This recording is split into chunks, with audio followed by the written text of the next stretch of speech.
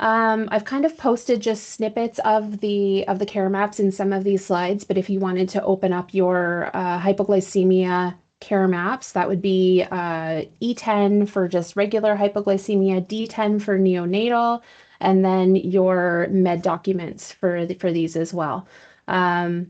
Might be a little bit easier if you were to open them up on a screen as well, just to follow along, because the snippets I have on some of these slides are a little bit small. Velma, I think you'll have to turn up your own volume. I don't think I have the ability to do that on here.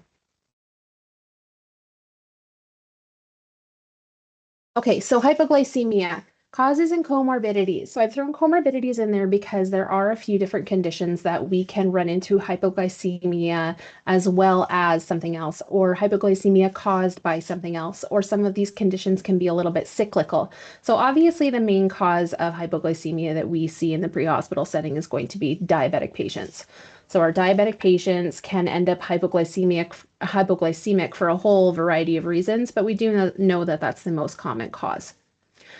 Seizures, I've included on this slide as well as in the presentations, the upcoming presentation slide, because this is a situation where we may not really know what came first. So both are going to be treated, but we do know that seizures can cause a patient to become hypoglycemic just due to that increased metabolic demand. Patients that are malnourished are likely to have not been ingesting enough glucose, and this can, of course, cause hypoglycemia.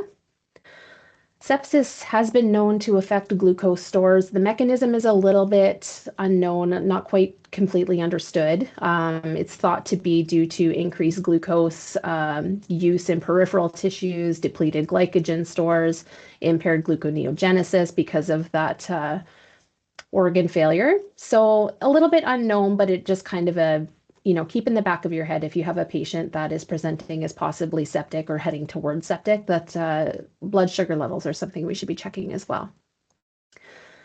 Intentional overdose or non-intentional overdose, really. So overdose of medications that can affect glucose levels is another cause of hypoglycemia.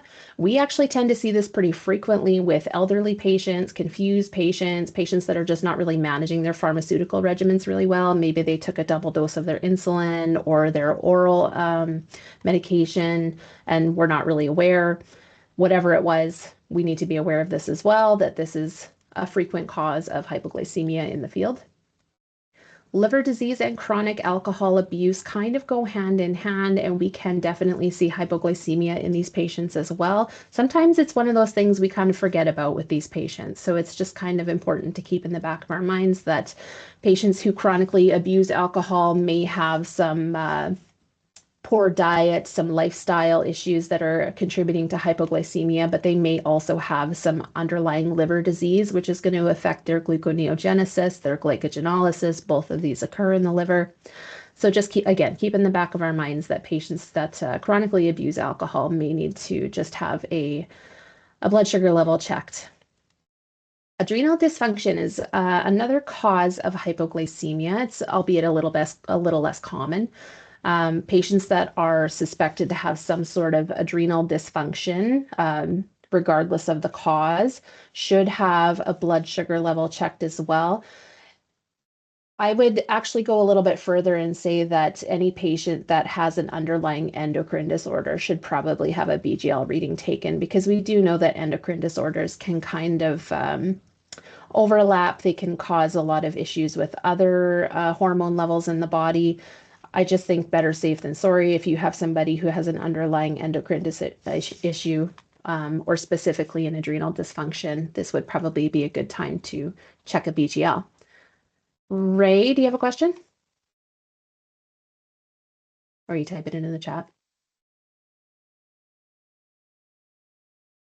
Okay, while Ray's typing, I'm just going to finish that one up. So actually, patients that have an underlying growth hormone disorder also can tend to have hypoglycemia issues, but interestingly enough, those patients actually tend to not present as classically hypoglycemic as well. So if you have somebody that has reported A growth hormone disorder, probably a good idea to also take a reading. So Ray has thrown in here any examples of adrenal dysfunction. So adrenal dysfunction, that's funny you bring that up because that's next on my list for presentation. So you can have primary adrenal insufficiency, that's Addison's disease, secondary adrenal insufficiency, which is most commonly caused by sudden cessation of steroid medications. So if you have a patient that has stopped taking their steroids for whatever reason, are now presenting as generally unwell, this could potentially be an adrenal dysfunction issue, which can also be leading to hypoglycemia.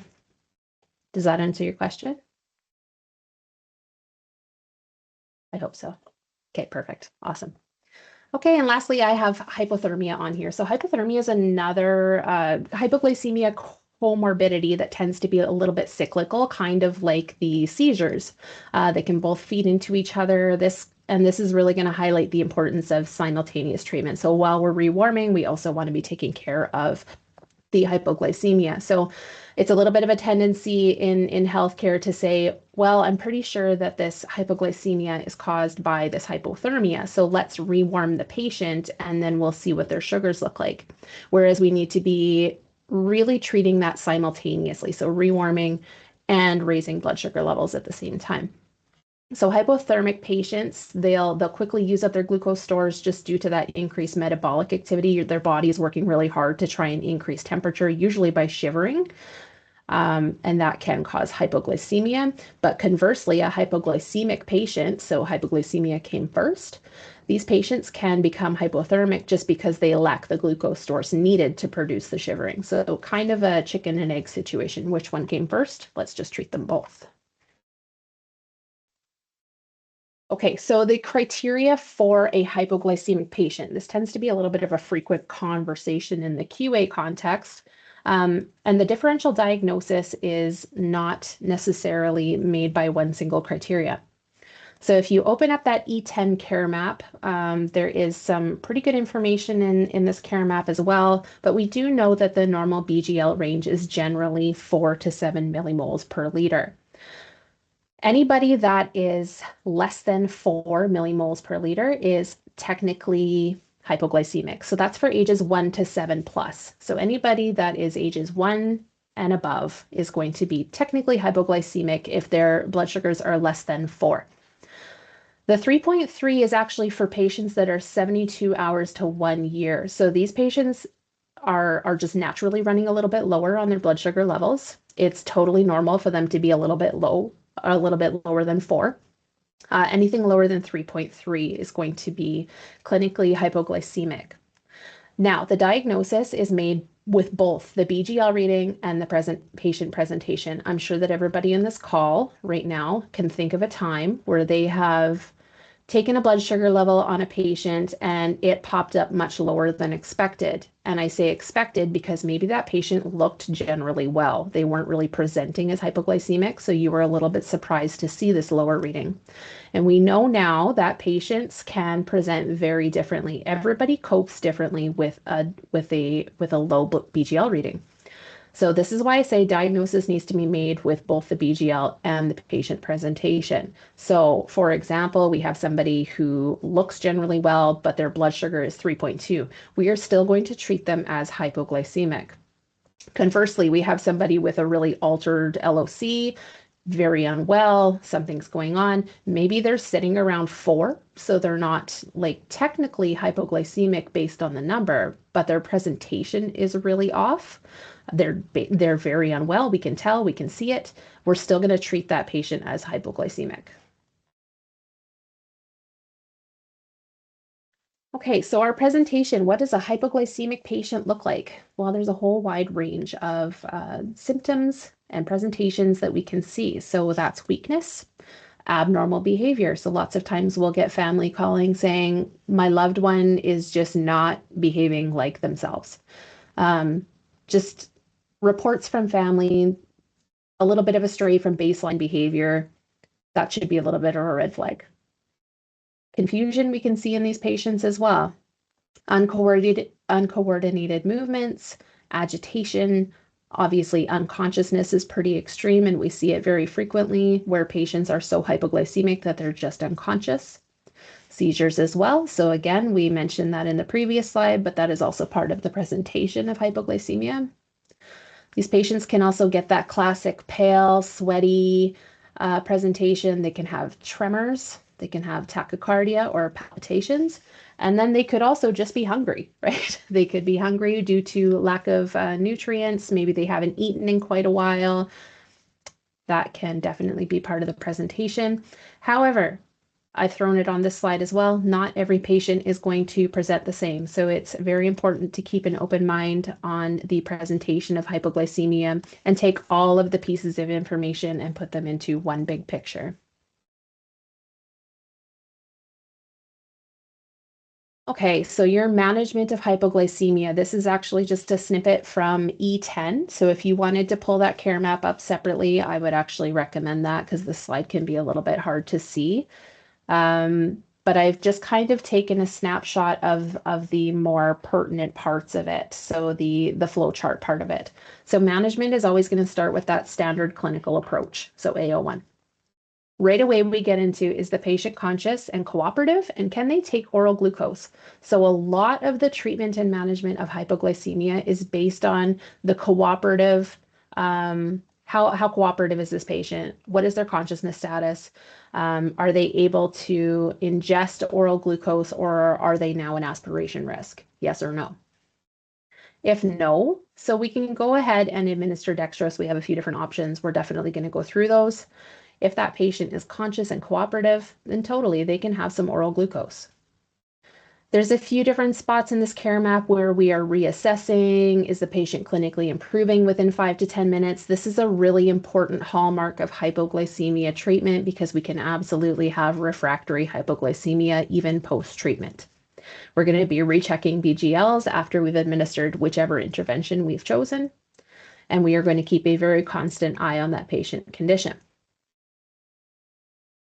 I do want to just mention it again. I know I've already mentioned it a few times, but this care map is dealing specifically with the management of hypoglycemia. And as we've already covered, there can be concurrent conditions existing at the same time. So in those cases, you may be operating in more than one care map. Let's take seizures, for example. We don't know which one came first, so we're going to treat them both. We're going to stop the seizure and treat the hypoglycemia. Just be aware that you may or may not be operating within more than one care map per patient. And we always want to treat both conditions simultaneously. All right, oral glucose. So oral glucose is a reserved act for the EMR scope. This is something that our EMRs can give. And it is primarily for our conscious and cooperative patients. So there's a little bit of different dosing in this as well. And if it's easier for you, you may want to pull up the med formulary for this. So that is MO 6.1 glucose. So your dosing for oral glucose is different based on age, but it is also just a really imperfect science too. So your adults are going to be getting 25 to 50 grams. Adolescents is 12.5 to 25 grams. Children is 12.5 grams. And then I've actually missed the infant 6 days and older.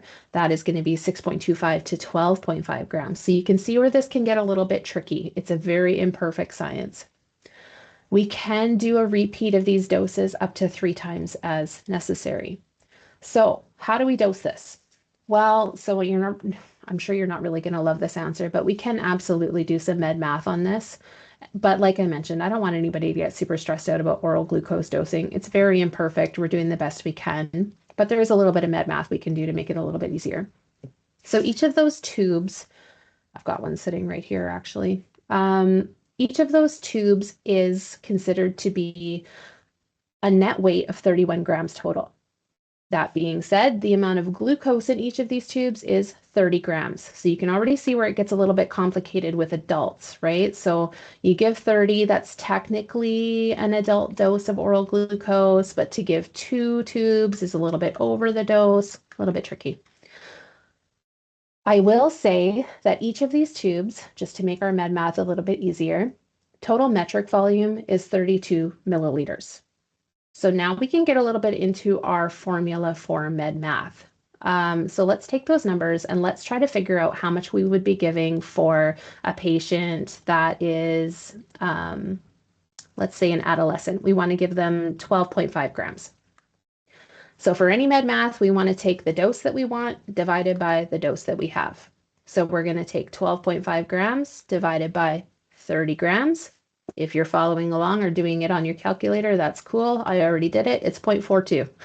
So we're going to take that 0.42 and we're going to multiply it by 32, which is again the total metric volume of one of these tubes. 32 multiplied by 0.42 equals 13.44 mLs. So you're probably thinking, well, that doesn't really help me very much, Vicki. What you're going to do is you're going to take an empty syringe. I have one here. It's a 30. You don't necessarily need a 30. You need any syringe you can measure with. You can take this syringe, pop the end off, and then you can take your glucose and just put it into the syringe. So you have a little bit easier time measuring what you're actually administering to that patient. Okay. So, and then as I said earlier, we can repeat that oral glucose up to 3 times as necessary.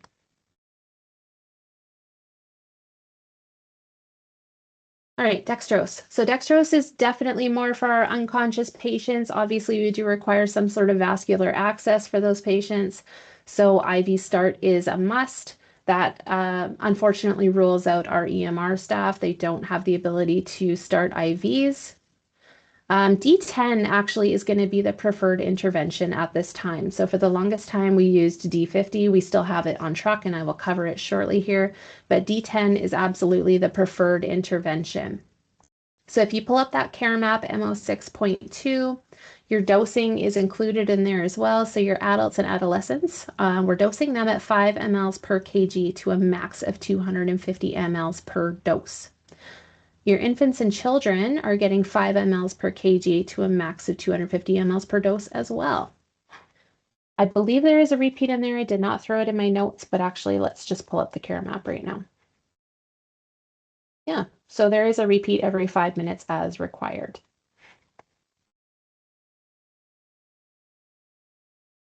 Okay, so like I mentioned, we are still carrying D50 on the trucks because there are some specific situations where it might actually be the preferred intervention. So again, it is dextrose. It does require an IV start. It is preferred in unconscious patients because they cannot take anything by mouth. D50 can be used if that patient also has potential volume concerns. So if that patient has signs of heart failure, signs of any kind of edema, pulmonary edema, then we might want to be thinking about D50 for these patients instead.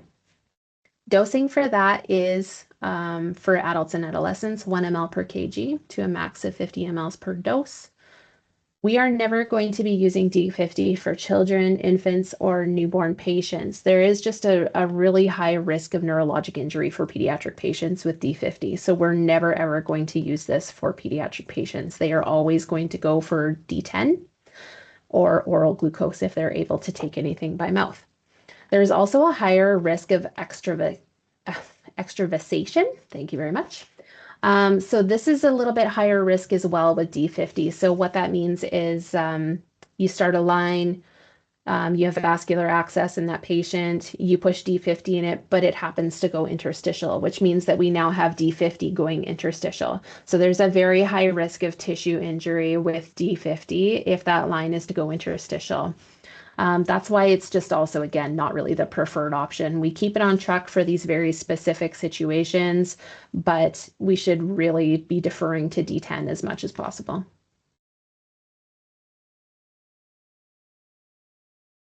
Okay, so glucagon powder. I'm hoping everybody here has had the opportunity to use glucagon powder. It's actually really cool. If you ever wanted to come and have a look at how the Baqsimi works, you can definitely pop by my office and we can have a look. I have a few of them here. So they are super cool, much easier to use than the IM version of glucagon that was carried previously. And it is also a reserved act for the EMR scope, which is very useful as well. Glucagon powder can be used for our unconscious and uncooperative patients as well. So anybody that can't take anything by mouth, but maybe we're having a harder time getting vascular access on them because they're moving around a lot, they're uncooperative, whatever it is. There is a contraindication for glucagon powder for patients that are under 4 years old. So we're not to be using it in that demographic. It's not necessarily because it's been proven to be detrimental. It just hasn't been studied enough in those patients. So right now, as it stands, we have a contraindication for patients that young. We don't use glucagon powder for those patients. The nice thing about glucagon powder is we can actually follow it up again with glucose or dextrose. Hopefully that patient is much more conscious and cooperative at that point and can just take oral glucose, maybe even some orange juice if they have it in their home, whatever works. But that is kind of the nice part of the glucagon powder is it makes things very easy for multimodal treatment. Some things to note about glucagon powder. Glucagon powder is known to cause some nausea, so we may want to consider getting ahead of that, start preparing an antiemetic, which again is going to be IV access anyways. So you can kind of weigh your pros and cons with that one. The other thing I'd like to note, and we talked a little bit earlier about adrenal insufficiency, is glucagon powder it really shouldn't be used for patients that we suspect to be hypoglycemic because of an adrenal insufficiency, and that's just basically because it's very unlikely to be effective. So if we suspect that that's the underlying cause of the hypoglycemia, we're going to go ahead and try for a different route for treatment. Ray, are you typing it or are you talking it? Also for liver failure patients. I would suspect that as well. Yes.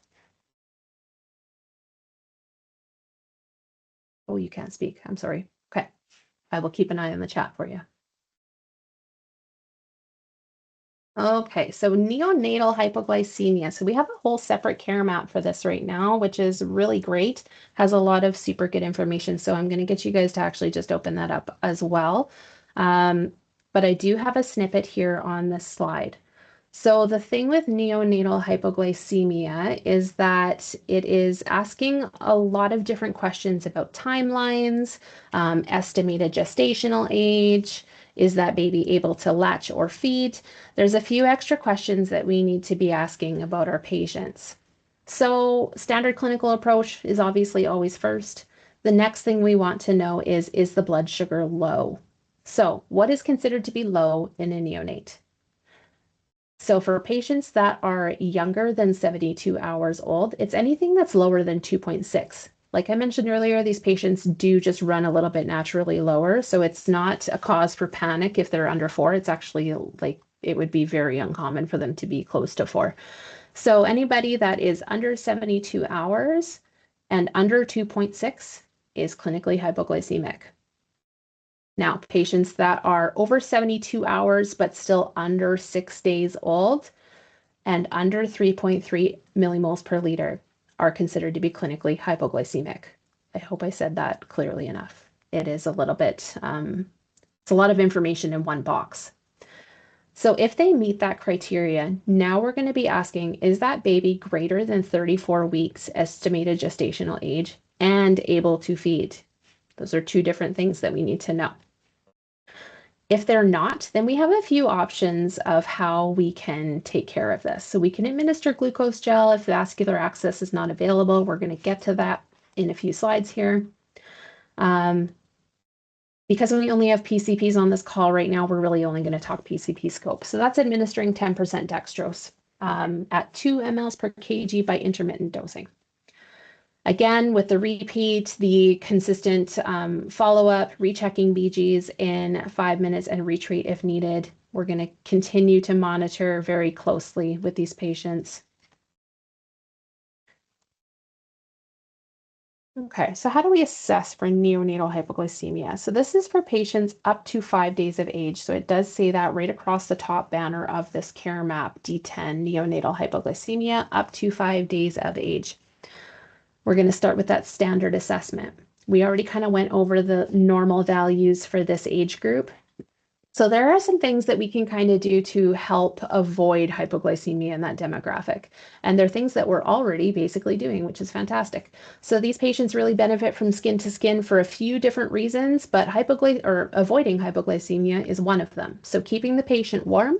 Again, with the hypothermia, neonatal patients are really susceptible to hypothermia, which makes them really susceptible to hypoglycemia as well. Skin to skin takes care of that. Also, breastfeeding. So if your patient has been delivered maybe on an IFT or on a primary call, we can encourage mom to start attempting to breastfeed if that's what she was planning on doing. Maybe she has formula already there. We can start looking at that as well.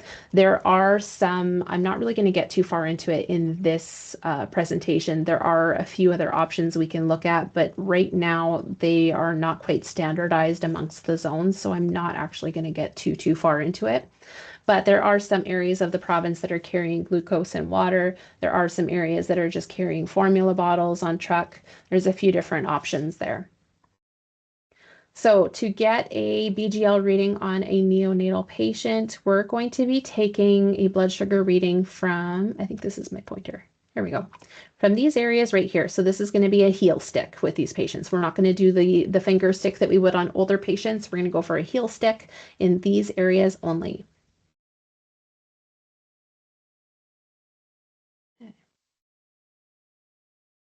So like I mentioned, we're not going to get too far into this. I'm really just kind of going to mention it because it's in the care map. This is a piece of equipment or an intervention that's not consistently available dependent on the zone that you're in. And because I do intend on being able to use this video for staff in other zones, we're not going to get too far into it. But I do encourage you to just review that part of the care map. And then if we in this zone are going to be looking at carrying glucose and water, then we will come out with some separate education for that as well. And of course, if you go over this care map on your own time and have some questions, you can totally email me and we will talk about it.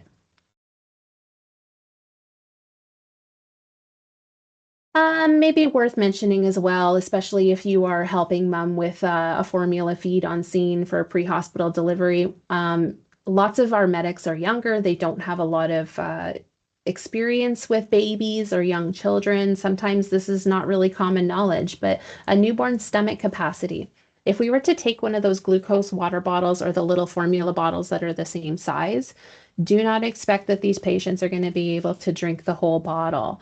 It's very unlikely that they will, just because a newborn stomach capacity is so much smaller. If that is the route that you're taking to avoid hypoglycemia or treat hypoglycemia in a neonatal patient, it's a very imperfect measurement, a very imperfect science. We're going to basically get them to feed whatever they want to feed, and then we can recheck from there.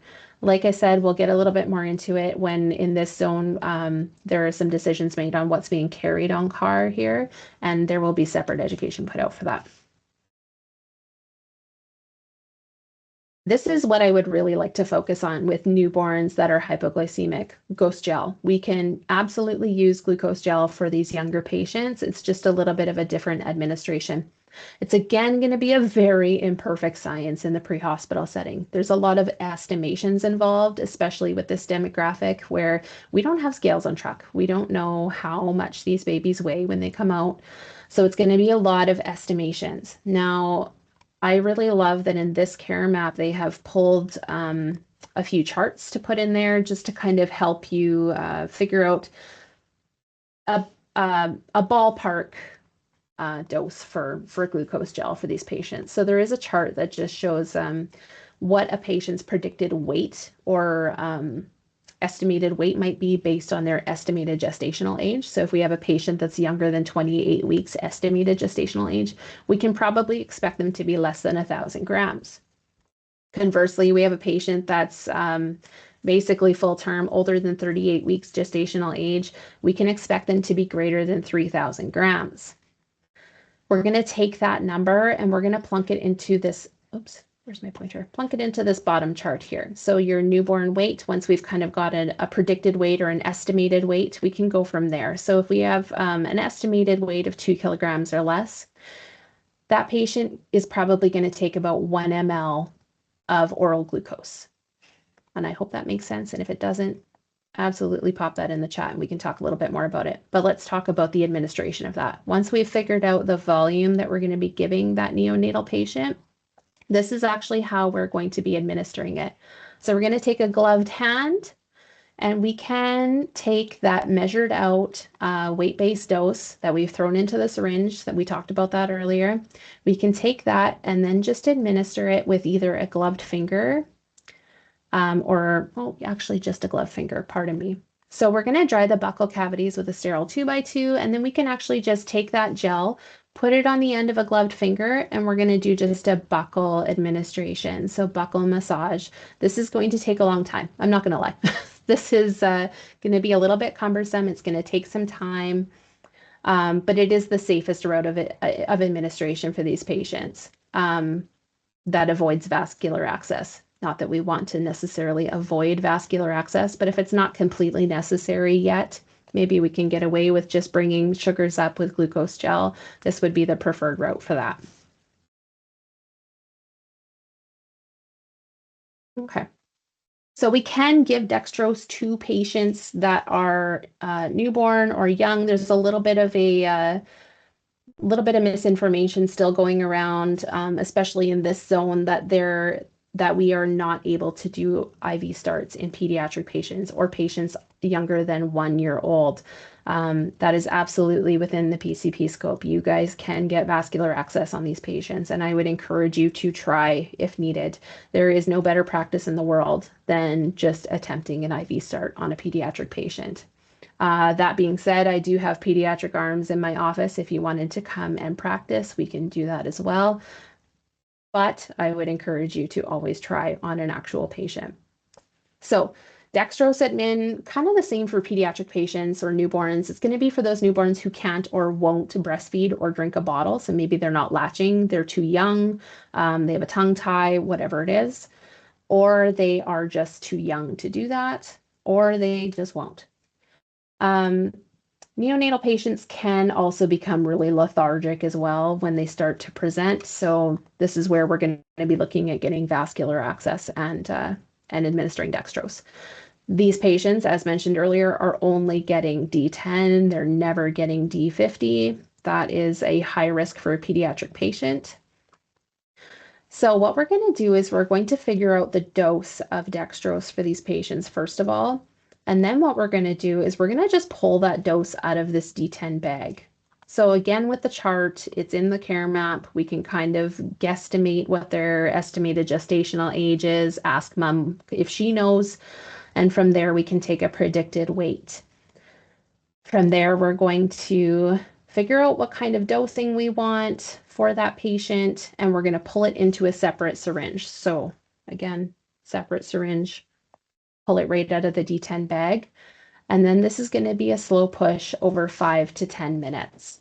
So we don't want to just slam this into a neonatal patient or really into any patient. It is going to be a slow push over 5 to 10 minutes. I don't think I included it in any further slides, so let's actually just once again mention the importance of combining interventions for hypoglycemia in neonatal patients, combining that with keeping baby warm, because those are two conditions that feed into each other, right? So it's kind of silly to be treating hypoglycemia in a patient that we're just allowing to get cold as well, which is difficult in the pre-hospital setting. We know that we are sometimes on the side of the highway in -30 in the back of an ambulance, that the heat doesn't function super great. It happens. We're going to do what we can to keep these babies warm. You guys probably noticed in the new unit checks that came out that there is something called an infant transwarmer, something to that effect. I can't remember exactly what it was called on the unit check. This is going to be another piece of equipment that there is going to be education coming out for, and that is its sole purpose is to help keep babies warm in the ambulance, because we know it can be difficult. The setting is not great. But all that to say, we do want to make sure that we are doing both of those things simultaneously, keep babies warm and treat hypoglycemia at the same time. Okay, so I have a few cases I'd like to go through. If you guys are comfortable with unmuting mics. Ray, I realize you can't unmute your mic, so let's utilize the chat for that. Velma, I don't know if you're able to unmute as well, but let's go through a few of these cases. Oh, okay, perfect. Let's go through a few of these cases and just kind of work through them. So case 1, you are dispatched to a male passed out on the sidewalk outside a local bar. Law enforcement and bystanders on scene both are very apologetic and say, "We're sorry we called. He's just intoxicated. We didn't know what to do." Bystanders also say the patient was in the bar drinking for several hours and left to go get a cab. He was then found on the sidewalk 5 minutes later. You quickly do an initial assessment, and these are the findings. Your patient's only responsive to pain. He has a GCS of 8. His airway is partially obstructed by his tongue. He's breathing at 8 breaths per minute, very shallow. His pulse is 118. It's thready radially. His BP is 92 on 58 on the left arm. Skin is pale, cool, sweaty. His pupils are 3, equal and sluggish. He has a strong odor of alcohol coming off of him, and his SpO2 is 85%. So this is a lot of information right off the hop. Is there anything else that we might want to know right away about this patient? Blood glucose. Yeah, so yeah, we're in the hypoglycemia presentation. So yeah, let's say blood glucose for sure. And then based off of presentation alone, really, there's a few different differential diagnoses. If we weren't working within the hypoglycemia presentation, there's a few different differentials we could look at as well, but BGL would be a very useful diagnostic tool for us. Okay, so we have a few other things going on here. Patient is now on the stretcher and in the ambulance. His jacket's been removed for vitals. Your partner has placed an OPA, which has been accepted by the patient. You are supporting his ventilations. Yeah, so Ray just threw in the chat, if anyone knows his past medical history, that would be super helpful, right? We have started 3-lead monitoring. He is now in a sinus tach, which I think we had established in the earlier slide. He's at 118. We've established it now to be a sinus rhythm. And you take a blood glucose, which reads at 2.4 millimoles. So what kinds of things would we want to know? Like, are there anything else? What am I trying to say? Are there any other red flags that would pop up in this patient's past medical history that might lead us to think something else is going on?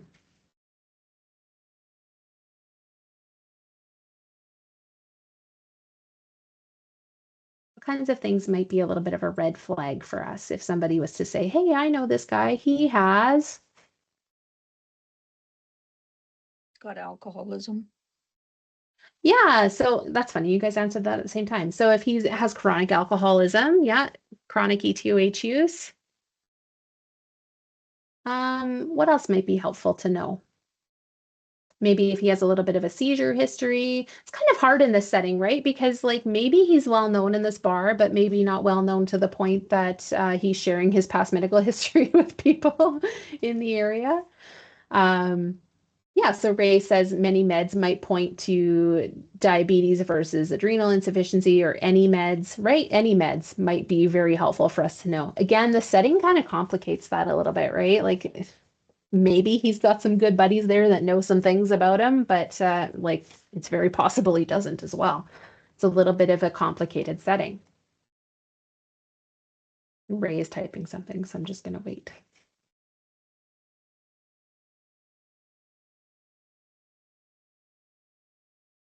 Absolutely, that's a really good thought. So Robin said maybe hypothermia if he's been lying on the ground for a bit. So I don't think I threw into this case study like the general environment, right? So we know that he left the bar approximately 5 minutes ago to go and get a cab. Probably a safe assumption that he's been laying there for the large majority of those 5 minutes. So now is he hypothermic? Is that feeding into that as well? What caused him to be on the ground in the first place? These are all things we need to take into consideration. Very good thought. Okay. So you start setting up for IV access and you find an insulin pump on the patient's left arm. You do have a successful IV start. You get a 20 gauge in the patient's left wrist. Well done. And you now estimate that the patient weighs about 200 pounds. What are some next steps for the management of this patient?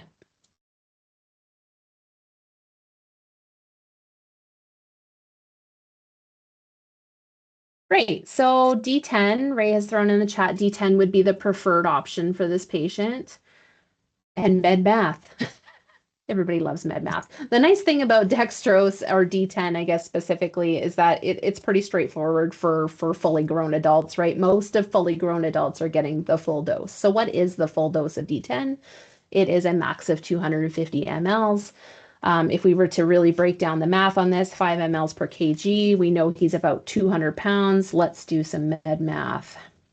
200 pounds divided by 2.2, he's about 91 kgs. So 91 kgs times 5 mLs. Yeah, he's definitely getting the full dose. So we're doing 250 mLs initially for a dose of D10 for this patient. Is there anything else we might want to do right now? What do you guys think about the insulin pump? Any thoughts on that? O2 is a good thought. Yeah, definitely. He was satting pretty low. His breaths were not great. They were about 8, I think, and shallow. I'd be wondering, is it running? Like, has it become unattached? Like, what does it look like there? How is it running? Yeah, so there's a few different types of insulin pumps, and I'm not going to get too far into it, basically because there's a lot of information there. But these are all things we might want to know. I think the most important part of finding an insulin pump on a patient is, do we leave it on there or do we take it off? And I think the consensus generally is we're going to leave it there for now. We're going to treat this patient's hypoglycemia, hopefully get them to a point where they are GCS 15 and able to talk about their past medical history. I would really hate to go and pull an insulin pump off of somebody. Those things are expensive, right? There's a lot of complications that come with them. I would hate to pull an insulin pump off of a patient prematurely when we could just treat that hypoglycemia and then talk to the patient about what we think is going on here. I think I would rather it be their choice to pull that insulin pump. Okay, thanks, Ray. Absolutely. And somebody mentioned O2. Definitely. So we have a few options of things we're going to go ahead and do here. We're going to do D10 at the full dose. We're going to throw some oxygen on the patient. He was breathing at a pretty low rate as well. Maybe we might want to consider trying to get an adjunct in there and ventilating the patient. I think that would be fair as well. And we talked a little bit about the insulin pump. I thought they put an OPA in already and we're using a bag valve mask. Oh, we might have. Oh, yeah, we placed an OPA accepted by the patients. Beautiful. Look at that. I forgot what we did already. Okay. So we've gone ahead and we run about 200 mLs of D10 when the patient's GCS increases to a 10. He rejects the OPA and is breathing now at about 12 breaths per minute. By the time the 250 mLs has finished, the patient is now asking what happened. The patient's BGL on reassessment is now 6.2 millimoles per liter. And you continue to monitor and your partner begins transport. Fantastic. Any questions about that case? Perfect. All right. Let's put these two. Okay. So you are dispatched to a personal residence. Caller states that his wife is not behaving normally.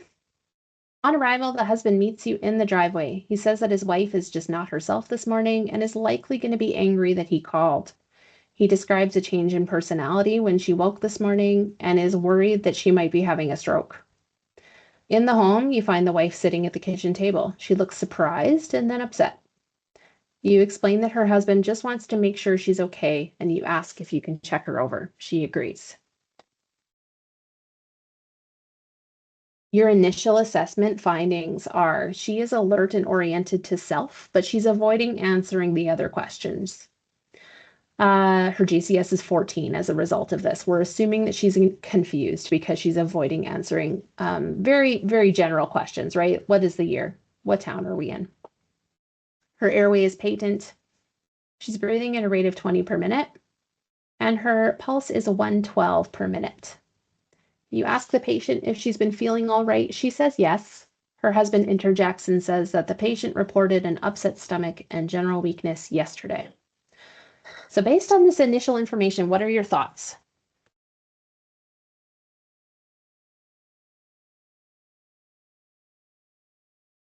Any thoughts on this Well, or next steps?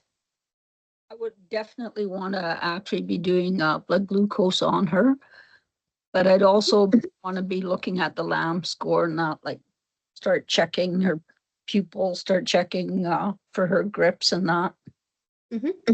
Yeah, fantastic. Good thoughts. What else might we want to consider?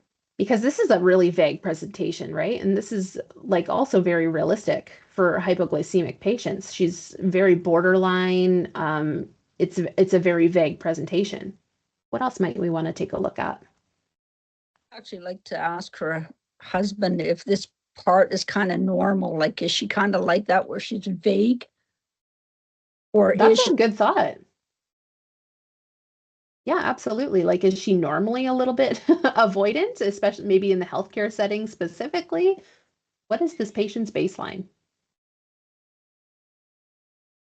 Okay, so we have some thoughts. I would actually also like to add, oh, I think Robin threw in here, what is her history, right? Past medical history, that's pretty important.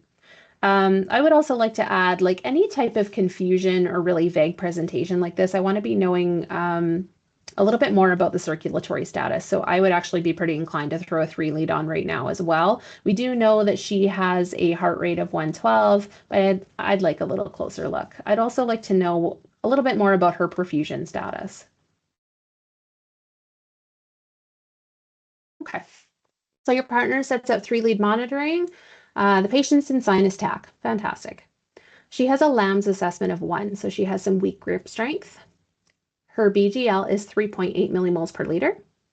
And when the husband sees this, he apologizes and says he panicked and forgot to tell you that the patient has type 2 diabetes. She takes metformin and recently had a dose increase. Very, very relevant information. Okay, so next steps. I think we know where we're going with this now that we have this information. So, patient ingests 1 tube of oral glucose. Do you guys think oral glucose was a fair intervention for this one? I think it is to start with because she's able and willing to take it. Yep, absolutely. She was cooperative. She was not an aspiration risk at that point. So yeah, absolutely. It's fair to start with some oral glucose and see how far we get with that. Although we do know that this is typically how it goes, right? So she ingests 1 tube and refuses a second. It's not the best tasting stuff, really. It happens quite a bit that patients get halfway through a tube and decline the rest of it. She says that's making me nauseous. The patient is now oriented to self, place, and time. She's embarrassed but agreeable to transport. So it sounds like she got through the 1 tube of oral glucose and saw some pretty significant improvement in her mentation. So what would be our next step at this point? I would actually, with the blood glucose and her having that, I would actually like to know what she normally keeps her blood glucose at. That's a good thought as well, right? Um, so we're going to recheck it, but I think that that's a good thought, Velma. Like, what is your normal range, right? Because everybody's normal range is a little bit different. Um, I'd also like to know, like, if this has happened before, at what point she kind of sees symptoms of hypoglycemia start. Those are all very good thoughts. Anything else we're going to continue doing for this patient? With the reassessment, I'd like to reassess for that LAMS. I think that's a good thought. Absolutely. Let's see if that has improved. See if there's anything else going on, not just the hypoglycemia. Absolutely. I think you know what? You're totally right, Velma. Like we get blinders on. We treat one thing and then kind of ignore the rest. It's a very unfortunate habit. So I think you're absolutely right. Robin has also thrown in the chat here, she can contact her doctor about this change in dosing. I think that's a really good thought as well. So we can recommend that, maybe this patient is having an adverse effect to their increased dosing in their oral medications. I think the husband had mentioned a few slides ago that the patient also was feeling a little bit unwell the day before. So maybe this is a little bit of a combination of the dose increase and some gastro symptoms as well. Could be a little bit of a combination, but definitely worth suggesting that maybe the patient needs to have a conversation with her doctor. So we're reassessing LAMS, we are reassessing BGL, we are talking to the patient about next steps, and preferably getting this patient to just come into the hospital for a full assessment, right? Just to make sure.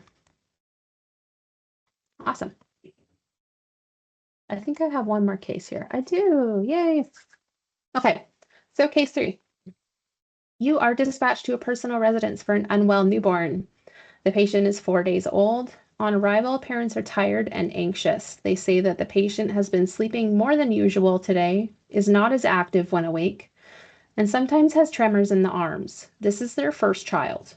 So this is quite a bit of information already, right? So we know that the parents are brand new parents, maybe a little bit unfamiliar with normal versus not normal. They're tired now, they're a little bit worked up as well. Patient is only 4 days old. What else might we want to be asking these parents? Is the baby eating? Yeah, definitely. So what are the ins? I'd also be pretty curious about the outs as well. So are we taking in as much as we're putting out? Has the baby had wet diapers? Gestational age. That's a really good thought, Robin. So like we know that the patient is 4 days old, 4 days old on this earth. Was the patient a little bit premature? So gestational age can absolutely be a factor as well. Anything else we might want to know? Well, I still want to know blood glucose. Yeah, for sure. Yeah, nothing wrong with just taking one, especially with this presentation. So the increased lethargy, we know that newborn babies do sleep quite a bit, but if we have parents saying, yeah, this baby sleeps a lot, but it's sleeping more than normal, that's a little bit of a red flag. The tremors as well can definitely be a red flag for potential hypoglycemia. Okay. So we've asked the patient's mother and father some questions. They state that the patient was born at 38 weeks gestation. Perfect. The patient weighed 4.4 kilograms at birth. Vaginal delivery with no complications. The mother was treated for gestational diabetes. So we do know that gestational diabetes can be a risk factor for neonatal hypoglycemia as well. The patient has been successfully breastfeeding since shortly after birth, so that's fantastic. They've had pretty good ins. Since discharge, the patient has been crying and irritable. The mother says no more than she expected. Babies are crying, babies are irritable, they cry, it happens. Mom didn't really think too much of it. The patient has no fever, no vomiting, no diarrhea. Patient has been having 5 to 6 wet diapers per day, but only 2 today. Okay, anything else we might want to know? I think we already talked about a few other things, so maybe I'll just flip to the next slide here. Okay, so your initial assessment. So that baby's eyes are open, has a little bit of a glazed appearance, low tone in the limbs. The airway is patent. Breathing is a little bit shallow, irregular, about 30 per minute. And circulation is about 98 per minute for a pulse. And I think we need to move to the next one. There we go.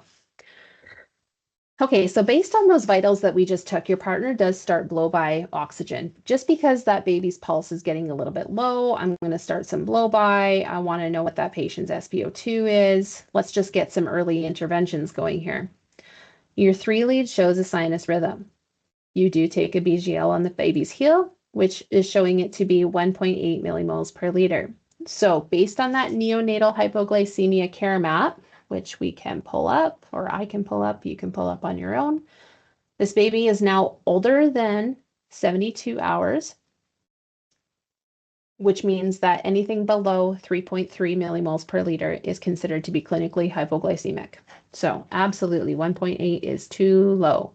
What are our options with this patient?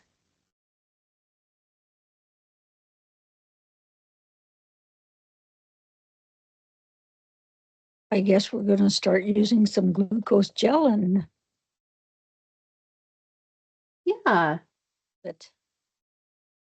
yeah, definitely. So I think that is probably our best option right now. A little bit of low tone. I think maybe we missed a little bit of information on like how lethargic this baby is. If we think that glucose water or formula or whatever it um, is risky for this patient, we could definitely try some buccal glucose gel. If none of these were to be an option, what is our next intervention? E10. Yeah, D10. So we can absolutely start a line on this baby at the PCP level and up, and we can administer some D10 to the baby. Um, so we talked earlier about the buccal administration of glucose gel. That would be the preferred route if this baby was not a risk to take anything by mouth, which it sounds like they've been doing anyway. So I think we're probably safe to go that route. Oh, but it looks like we didn't. So we are going to go ahead and start a 24 gauge IV in the baby's right hand. And we are going to administer D10 appropriately. So let's do a little bit of med math again. If we were to take that baby's weight, their last weight when they left the hospital, let's say it was 4.4 kilograms. When we're doing dosing for D10 for these patients, the neonatal ones, it's going to be 2 mLs per kg of dextrose. So let's do some quick med math here. How much dextrose is this patient getting?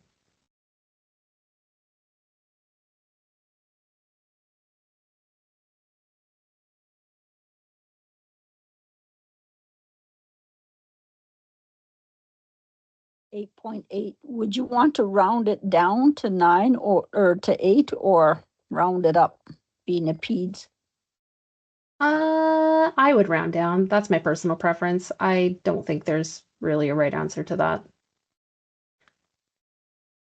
Absolutely, if you go ahead and round down, I mean, we're going to be double checking this patient's glucose anyways. So if you're finding that that initial dose was ineffective, we can give a repeat anyways. So I just think I would round down.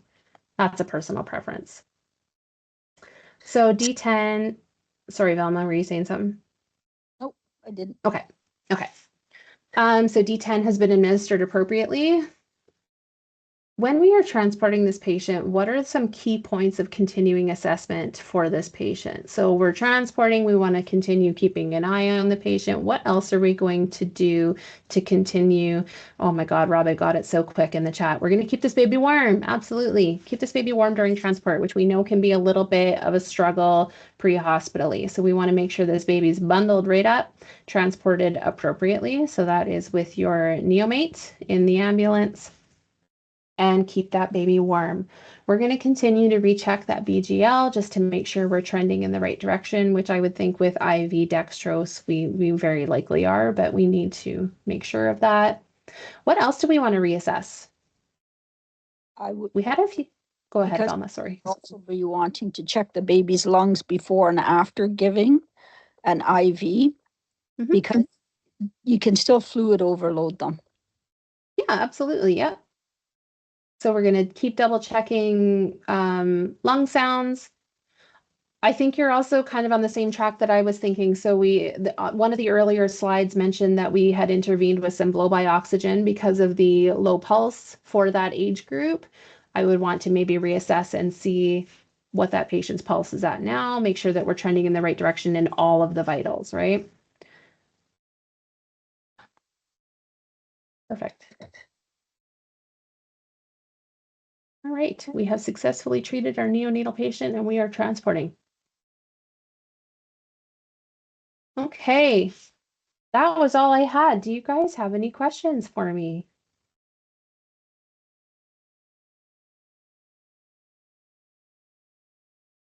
Wonderful. Wonderful. Okay, so I am going to go ahead and show this second slide here just because, again, I mentioned that, oh, I messed up Devin's name. Darn. Just because I mentioned that I am going to be recording this and likely using it for education in other zones as well. So if you have any questions, you can email anybody from clinical education. That is any of your EOs in the province here. So that's myself, Katrina Cornwall, Jody Baxter, Mike Todd, Donovan Fair, Rance Lilly, and Devin Ollinger. I hope I said that right. If you have any questions. And I'm going to stop the recording now.